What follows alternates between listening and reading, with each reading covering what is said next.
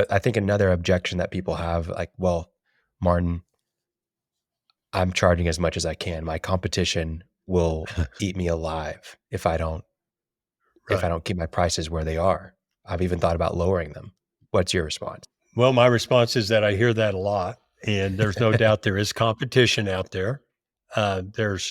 We've talked about commercial jobs have a different type of competition Yeah. than B2C type of job or B2C type jobs. But most of that competition is in your head, right? Here's a fact: your competitors should not set your prices for you. They don't have your best interest at heart. Okay, that's one thing. Second thing, you don't necessarily know what your competitors are charging. I have a client who sent me a text from some guy that said, "I went with the other guy. You were over twice as high." And so my guy's kind of freaking out. Well, BS, right? I don't know. Maybe he was twice as high, but people say that kind of stuff Yeah. all the time.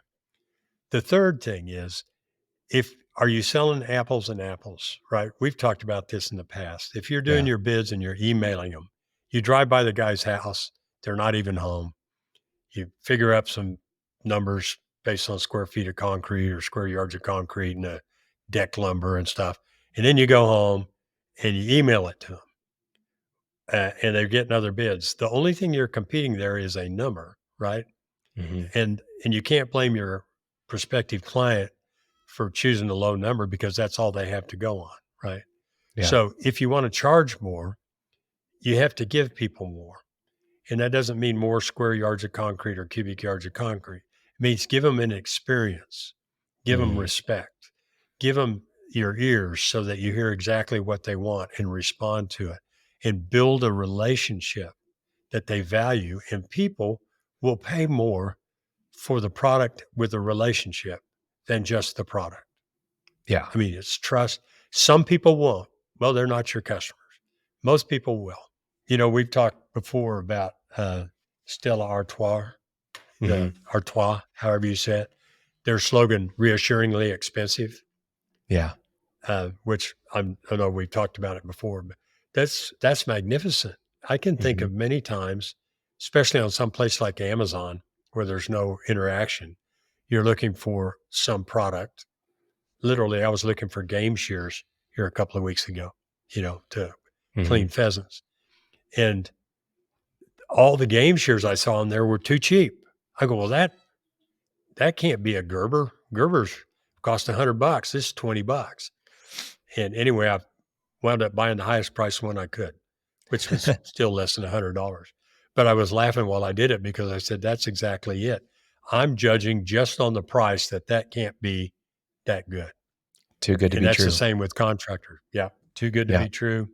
Yeah. I think with this, how do we get people to increase prices? And you gave the Stella Artois example. I think also understanding that you're not just selling a service, you're selling how the service is Right. done. And And we've how used it feels.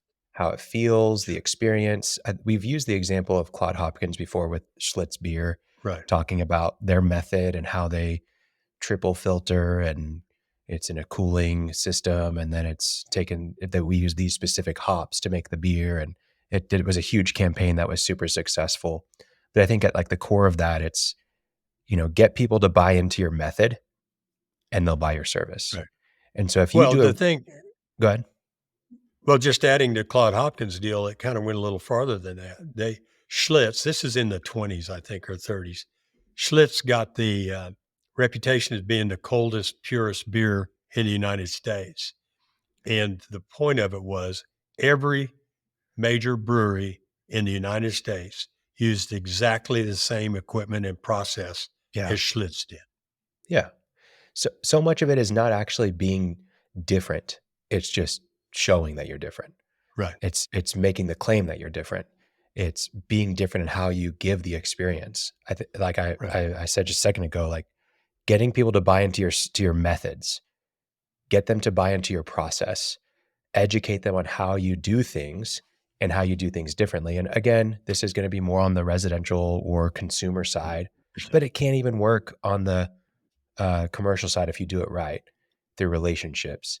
But educate on your method, people will buy your service, right? I just made me think we have a mutual client in Denver, contractor, and he called me on Monday and he had sold a pretty nice little job for more money. And the lady told him, said these words, because you listened to me. There you go. There you go. How much does it cost to listen? You know, 0.0, right? No. Um, but anyway, yeah. So, and the idea of charging more, um, some people might think it's a ripoff. I mean, I hear that kind of thing a lot. Oh, I don't want to gouge them, things like that. Well, what I'm Yeah. hearing is somebody's scared to raise their prices. I don't want to gouge anybody either. It's their choice Mhm. to buy from you. But if you're going to charge more, give them more. But we Yeah. go back to not necessarily cubic yards of concrete or board feet of lumber. Give them an experience, give them trust, give them confidence that you'll be back in a year if there's a problem, but give them more.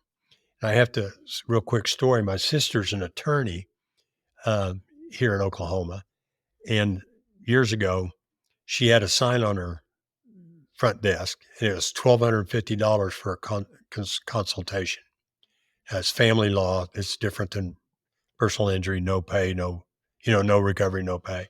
Yeah. And she did it because a lot of attorneys were trying to conflict her out, which is when they send their client over to talk with you and then they don't sign you up, but you can no longer represent anybody against them.